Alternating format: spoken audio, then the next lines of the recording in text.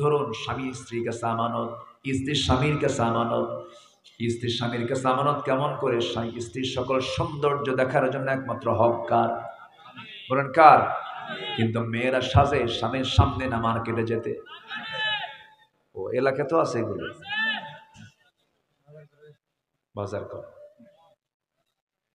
বোরকা পরে সমস্যা নেই, বোরকা পরবেন, আপনার সৌন্দর্যের যে দিকগুলো এটা আড়াল করবেন। এখন বোরকা পরে বোরকাটারও সাইজ নেই। বোরকা পরে বোরকার গায়ে আবার আয়না লাগানো, মানে আয়না মানে আসল। এটা কেমন হলো? বোরকা হবে টাইট না ঢিলা? মিক্স কালার না এক কালার? সাদা না কালো? এরকম জাতীয় বোরকা পড়তে হবে। এমন বোরকা পরে যে বোরকায় তার সৌন্দর্য আরো ডাবল হয়ে যায় না। বোরকা হলো সৌন্দর্যকে হাইড করার জন্য, আড়াল করার জন্য। সম্মানিত ভাইয়েরা, সবার বাড়িতে মা বোন আছে না নাই? আছে। আমার মা, স্বামীর কোনো খেয়ানত আপনার করা যাবে না। স্বামী হচ্ছে আপনার আমানত। আপনার সৌন্দর্যের সম্পূর্ণ স্বামীর জন্য বরাদ্দ হতে হবে। যে মহিলা স্বামীর কাছে না সাজে অন্যের কাছে সাজে, সে কি ভালো? সে কি রক্ষা করলো না খেয়ানত করলো? খেয়ানত করলো। আবার কিছু পুরুষও আছে, সুন্দরী যদি বউ হয়, সে বউটাকে পর পুরুষকে দেখাতে খুব মজা পায়। এরকম পুরুষ বেলকুচি আছে কিনা জানি না। সুন্দরী যদি বউ হয়, সেই বউটাকে সুন্দর করে সাজগোজ কইরা একদম এনায়েতপুরের কি বাজার যেন আছে, বেইরিবাদ, একদম খাজা ইউনুস কি মেডিকেল কলেজ থেকে শুরু করে, হোন্ডা নরমাল না, হোন্ডা হচ্ছে R15 লেটেস্ট ভার্সন, যার প্যাসেঞ্জার সিট হলো নিচতলা না উপরতলা? ড্রাইভিং সিট হলো নিচতলা আর প্যাসেঞ্জার সিট হলো উপরতলা, দোতলা। প্যাসেঞ্জার সিটে বউকে বসায় দেয়, ড্রাইভিং সিটে স্বামী বসে, স্বামী থাকে নিচতলা, বউকে দোতলায় উঠায় দেয় যেন জাতির দেখতে যেন অসুবিধা না হয়। বাস উঠায় দিল।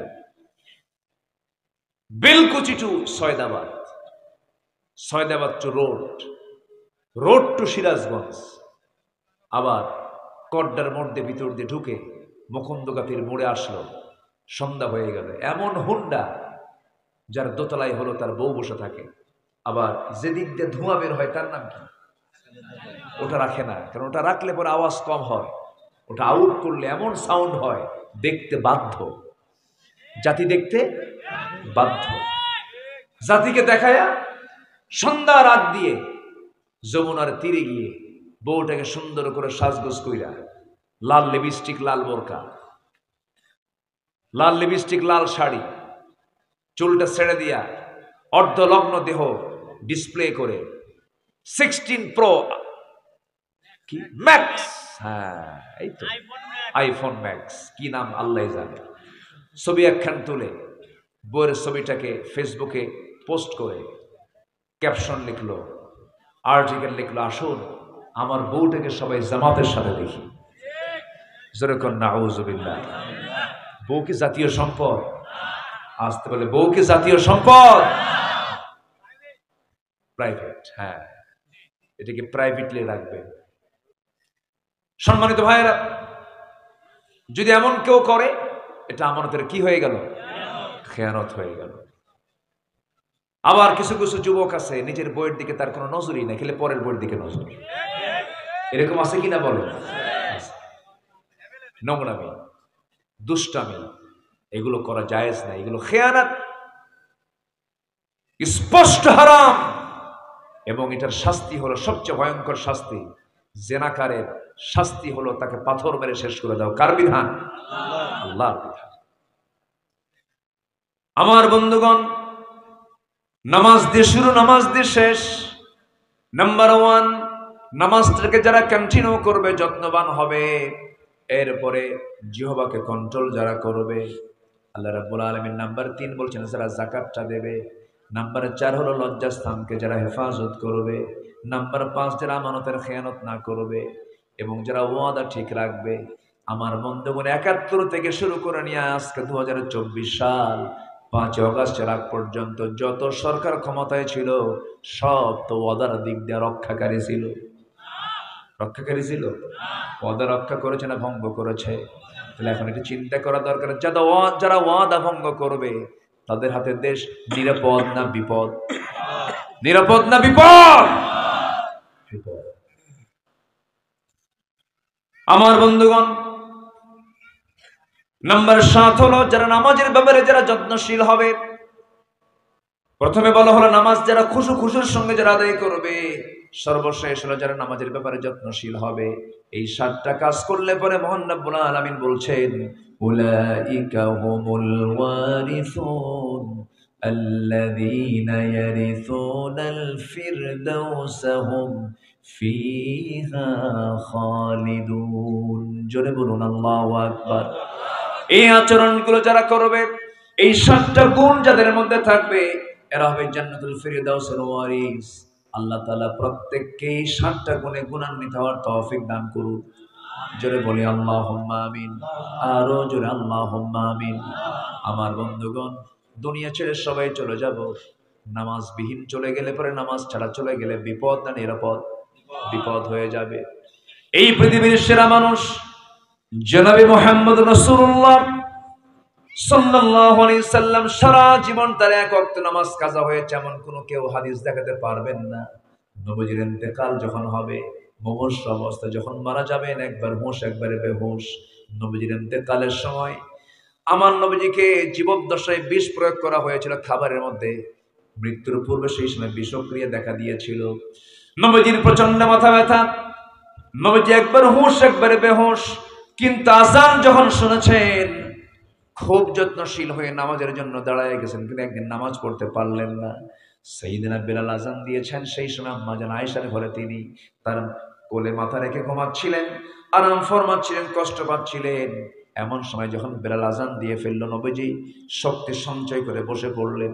বসা থেকে যখন তিনি উঠতে নিয়েছেন, মাথা চক্কর মেরে পড়ে গেলেন। রাসূল বলছেন, আয়েশা রে, মনে হয় বুঝি নামাজ আর জামাতে পড়তে পারবো না।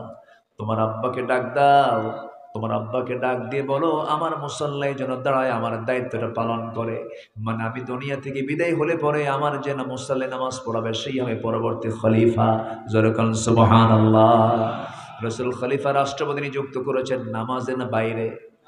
বলেন কোথায় কোথায় কোথায়? নামাজে। কিন্তু আজকে জাতীয় মসজিদে যারা নামাজ পড়াবেন তারা তো নামাজ না পড়েন।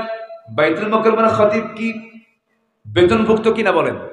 বেতনভুক্ত খতিব তো বাইতুল মুকাররমের হওয়ার কথা নয়।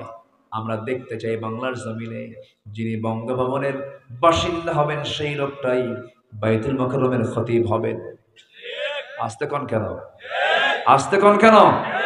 যেদিন বাংলার জমিনে ৫৫,০০০ বর্গ মাইল এই সোনার বাংলায় যেদিন দেখতে পাবো প্রত্যেকটি জেলার সেন্ট্রাল মসজিদের খতিব হবে এসপি অথবা ডিসি, যেদিন দেখতে পাবো বাইতুল মুকাররমের খতিব হবে দেশের একজন রাষ্ট্রপ্রধান, সেই দিন আশা করা যেতে পারে দেশটা হবে শান্তিময়, দেশটা হবে শান্তিময়। ঠিক কিনা? আমার নবীজি বলছেন, আয়েশা তোমার আব্বাকে আমার মুসল্লায় দাঁড়াতে বলো। যে সংবাদ জানালেন, আমার নবীর মুসল্লায় যখন ইমাম চেঞ্জ হয়ে সাইয়েদনা আবু বকর সিদ্দিক রাদিয়াল্লাহু আনহু যখন নামাজে দাঁড়ায় গেছেন, সাহাবীদের মধ্যে কান্নার রোল পড়ে গেছে, চোখের পানি ফেলে ফেলে কান্দেন। নামাজ শুরু হয়ে গেছে, নামাজের মধ্যে যখন সাহাবীদের কান্না যখন শুরু হয়ে গেছে, রাসূল বলছেন, আয়েশা রে আমাকে একটু নিয়ে যাও তো, জানালার কাছে নিয়ে যাও, আমি আমার সাহাবীদের নামাজের দৃশ্যটা দেখব। যখন নিয়ে যাওয়া হলো, জানালা দিয়ে নামাজের দৃশ্যগুলো দেখতেছেন, আর আমার নবীর কোনা বেয়ে বেয়ে, চোখের কোনা বেয়ে বেয়ে চপটপ করে পানি পড়ছে। গালের সেই পানিগুলো, নবীজির চোখের পানিগুলো আস্তে করে আলতো করে আম্মা জান আয়েশা মুছে মুছে দেন আর বলেন, ইয়া রাসূলুল্লাহ আপনি কাঁদেন কেন? আপনার সাহাবীরা তো কোনো কিছু করছে না, তারা নামাজ পড়তেছে, আপনার তো আনন্দের বিষয় এটা। রাসূল বলছেন, আয়েশা রে আমি তো বুঝি এটা আমার আনন্দের বিষয়, কিন্তু তুমি কি জানো এই নামাজ কায়েমের জন্য আমাকে কাফেররা কত জঘন্য আচরণ করেছে। তায়েফের ময়দানে আমাকে রক্তাক্ত করে জমিনে ফেলে দিয়েছে, সেন্সলেস করে ফেলেছে, আমার শরীরটা ক্ষতবিক্ষত করে দিয়েছে। এই নামাজ কায়েমের জন্য আমার চাচা আমির হামজা কলিজা চিরে, বুক চিরে কলিজা বের করে ফেলা হয়েছে, নাক কাটা হয়েছে, কান কাটা হয়েছে, মাথা কাটা হয়েছে। ওরে আমার আয়েশার এই নামাজ কায়েমের জন্য আব্দুল্লাহ বিন জাহাসের তারা চোখ তুলে নিয়েছে, নাক কেটে নিয়েছে, হাত পা কেটে নিয়েছে। ওরে আমার আয়েশার এই দিন কায়েম করে, দিন কায়েমের সংগ্রাম করতে গিয়া, নামাজ কায়েমের সংগ্রাম করতে গিয়া ওহদের প্রান্তরে আমার দুটো দাঁত ভেঙে গেছে, আমি দাঁত আমার মুখ থেকে বের হয়ে চলে গেছে, ভেঙে গেছে। এবং নামাজ কায়েমের সংগ্রাম করতে গিয়ে আমার কোমর হারাতে হয়েছে। খন্দকের পরীক্ষা খনন করার সময় দেখো না আয়েশা, আমি কোমর সোজা করে দাঁড়াতে পারি না। ওরে আমার আয়েশা, যেদিন কায়েমের জন্য, নামাজ কায়েমের জন্য আমার দাঁত চলে গেল, আমার কোমর চলে গেল, আমার চাচা আব্বাসের কলিজা ছিঁড়ে ফেলে দিয়েছে তারা, সেই নামাজ আজকে রাষ্ট্রীয় পর্যায়ে কায়েম হয়েছে। এর চাইতে বড় আনন্দের দিন আর কি হতে পারে? এই জন্য আমি কান্দি। এরপরে বলেছেন আয়েশা, আমি বুঝি মারা যাব। বুখারীর বর্ণনা, তিনি বলছেন, ওরে আয়েশা, আমার কলিজার টুকরা সর্বকনিষ্ঠ মেয়ে ফাতিমাকে ডাক দাও তো। ফাতিমাকে ডাক দেওয়া হলো।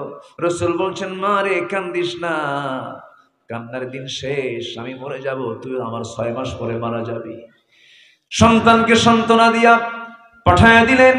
নবীজি দুনিয়া থেকে বিদায় নেবেন। বিদায় নেওয়ার পূর্ব মুহূর্তে আম্মা জান আয়েশাকে ডাক দিয়ে বলছেন, আয়েশা রে, আমি তোমাকে সর্বশেষ একটা হাদিস, একটা মেসেজ তোমাকে জানিয়ে দিচ্ছি, বিশ্ববাসীকে জানায় দিবা। আমার উম্মতকে বলবে, আমার সর্বশেষ কথা কিন্তু অন্য কিছু নয়, আমার সর্বশেষ কথা হলো আসসালাত আসসালাত ইমা মালাকাত আইমানুকুম। আমার উম্মতরা যেন কখনো অন্তত 5 ওয়াক্ত নামাজ না ছেড়ে দেয়। সবাই কি নামাজ পড়তে রাজি আছেন? সবাই কি নামাজ পড়তে রাজি আছেন? একটু হাত তুলে দেখান তো দেখি। আল্লাহ তুমি কবুল করো, আল্লাহ তুমি কবুল করো, আল্লাহ তুমি কবুল করো। হাত নামান। কষ্ট পাচ্ছেন আপনারা? কেমনে যে সময়গুলো চলে যাচ্ছে কিছু টের পেলাম না। আরো বলবো,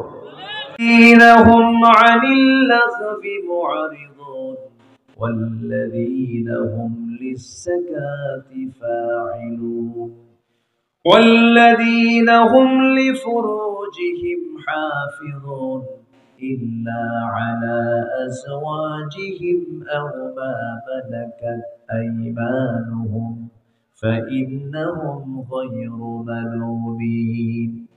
নাম্বার 1 হলো ওই সমস্ত মুমিনরা সফল কাম যারা নামাজটা অত্যন্ত খুশুর সঙ্গে যারা আদায় করবে, যারা কি করবে, যারা জিহ্বাকে প্রশান্তির মধ্যে রাখবে, বিশ্রামে রাখবে, জিহ্বা দিয়ে বাজে কোনো কথা বলবে না, যারা জিহ্বা দিয়ে কোনো প্রকার খেয়ানতমূলক কোনো কথা বলবে না।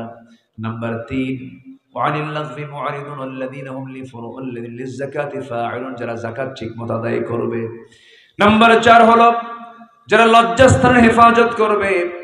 আল্লাহ রাব্বুল আলামিন 4টা কাজের কথা বলি। নাম্বার 5 বলছেন ওয়াল্লাযীনা হুম লিআমানাতিহিম ওয়া আহদিহিম রাউন। জোরে বলুন আল্লাহু আকবার। নাম্বার 5 যারা আমানতের খেয়ানত করবে না, আমানত রক্ষা করবে। আমানত এমন একটা গুরুত্বপূর্ণ বিষয়। টুপি কোথায় আছে বলেন? মাথায়। টুপি মাথায় না রেখে যদি হাঁটুতে রাখেন ঠিক থাকলো নাকি? ঠিক থাকলো না। যে জিনিস যে জায়গায় রাখা দরকার সেই জায়গায় না রেখে যদি আপনি নড়াচড়া করেন তখন এটা খেয়ানত হয়ে গেছে। আমার বন্ধুগণ, আমানতটা কেমন?